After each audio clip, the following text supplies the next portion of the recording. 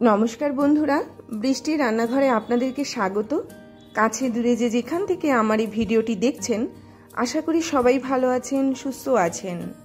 একটু অন্যরকম রেসিপি, যারা ভাত খেতে ভয় পান, যারা রুটি খেতে ভয় পান, তাদের জন্য এত সুন্দর আজকে একটা রেসিপি করে দেখাবো। যেমন পেটটা ভরবে, তার সাথে সাথে আলাদা করে কোনো কিছু তৈরি করার প্রয়োজনই পড়বে না।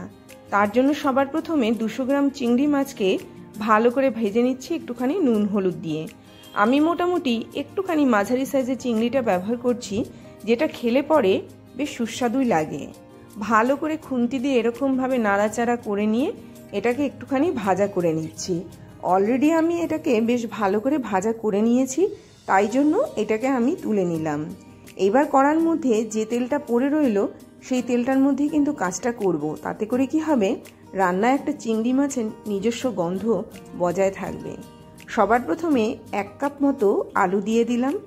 1 কাপ মতো এখানে আমি পুঁই শাকের যে ডাঁটাটা হয় সেই ডাঁটাটা ব্যবহার করলাম। খুব ভালো পেট পরিষ্কার করতে কাজে নেয়, খুব ভালো পেটটাকে ভরিয়ে দেয়। তো আপনারা কিন্তু এই রেসিপিটা অন্তত সপ্তাহে 1 দিন হলেও খান বা 2 সপ্তাহে 1 দিন হলেও খান।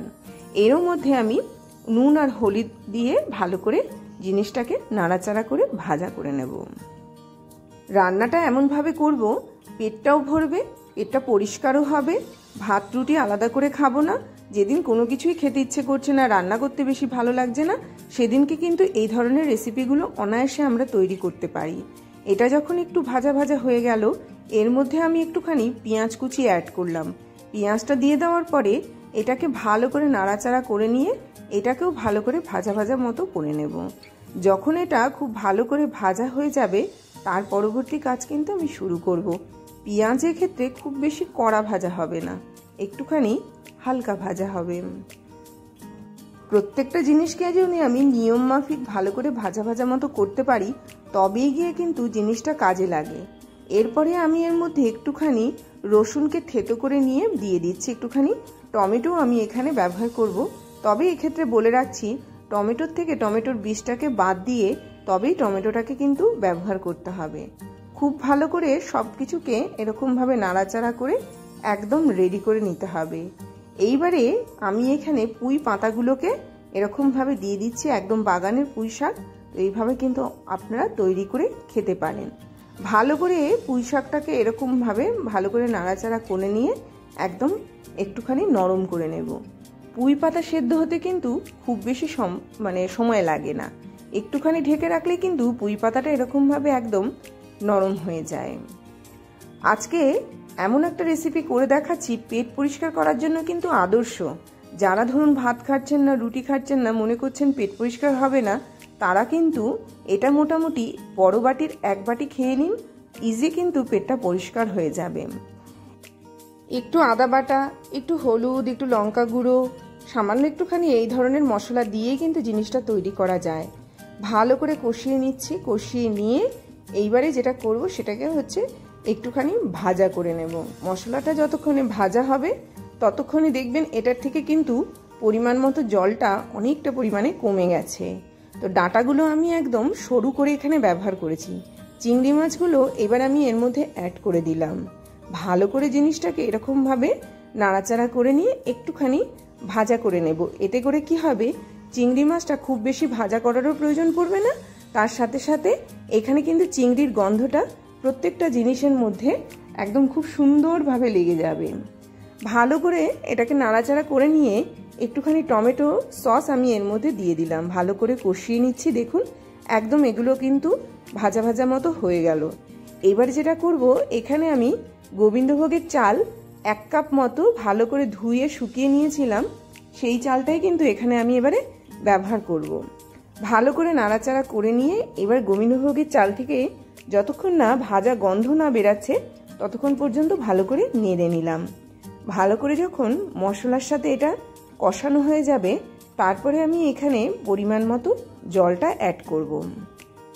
তো এইরকমভাবে ভালো করে কষিয়ে কষিয়ে কষিয়ে কষিয়ে জিনিসটাকে এরকমভাবে নাড়াচাড়া করে ভালো করে ভাজা ভাজা মতো করে নিচ্ছি। এটা কিন্তু একদম রেডি হয়ে গেল। দেখুন এটা কিন্তু একদম খুব সুন্দর ভাজা হয়ে গেল। যখন এটা এরকমভাবে কড়ার গাটা লাগতে শুরু করবে, এটা রেডি হয়ে গেল। জল দেওয়ার পালা। এবারে আমি জলটা এখানে অ্যাড করছি। পরিমাণ মতো জল দেব, মানে চালটা সেদ্ধ হতে যতটুকু জল লাগে। একটু যদি কম বেশি হয় একটু বাড়িয়ে কমিয়ে নেবেন আঁচটাকে। ভালো করে জিনিসটাকে নাড়াচাড়া করে নিয়ে আমি এখানে ঢেকে দেব। কাঁচা লঙ্কাও অ্যাড করতে পারেন, নুনটাও এই ক্ষেত্রে অ্যাড করে দিতে পারেন। এটা একটুখানি ঝাল ঝাল হলে পরেই বেশ ভালো লাগে। প্রথম অবস্থায় আমি একটুখানি ঢেকে দিলাম, ভালো করে এটাকে একটুখানি কুক হতে দেব। দেখুন এটা অনেকটা পর্যায়ে কিন্তু চালটা সেদ্ধ হয়ে গেছে। এইবারে জিনিসটাকে ভালো করে নাড়াচাড়া করে নিয়ে এটা যখন দেখব যে আরেকটু সময় লাগবে জিনিসটাকে একটু কুক হতে, তখন কিন্তু যদি মনে করেন একটুখানি ফুটন্ত গরম জল এই ক্ষেত্রে ব্যবহার করতে পারেন, অথবা আপনারা নর্মাল ঠান্ডা জল দিয়ে একটুখানি মানে এর যে আঁচটাকে বাড়িয়ে দিতে পারেন।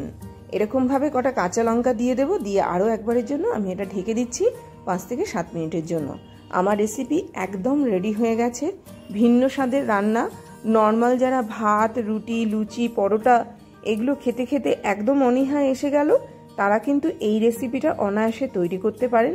ভাবতে পারবেন না রেসিপিটা খেতে এতটাই ভালো হয়েছে, এবং এই রেসিপিটা খাওয়ার পরে কিন্তু নর্মালি পেট পরিষ্কারও হয়ে যাবে।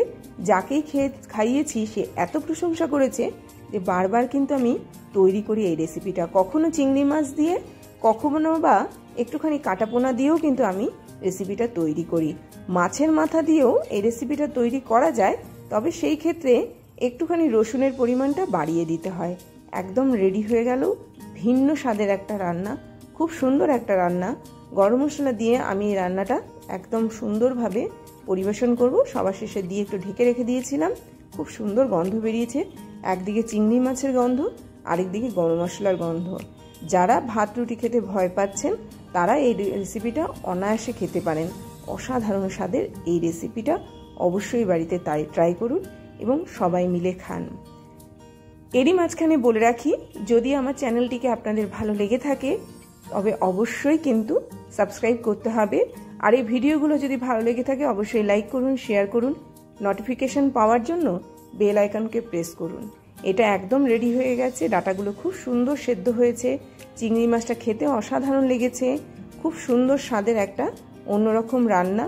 যতবার খাবেন ততবার খেতে ইচ্ছে করবে, এবং এইভাবেই কিন্তু তৈরি হলো অসাধারণ স্বাদের একটা রান্না। যারা ভাত রুটি খেতে অপছন্দ করেন বা তরি তরকারি খেতে যাদের অনীহা আসে, তারা এইভাবে রেসিপি তৈরি করবেন। পেটটাও পরিষ্কার থাকবে, পেটটা ভরবেও, এবং একটা মুখরোচক খাবার। সবথেকে বড় কথা, একটু অন্যভাবে যারা খাবার খেতে ভালোবাসেন তাদের জন্য অবশ্যই এই খাবারটা আদর্শ। একবার করেই দেখুন না। আসলাম তাহলে।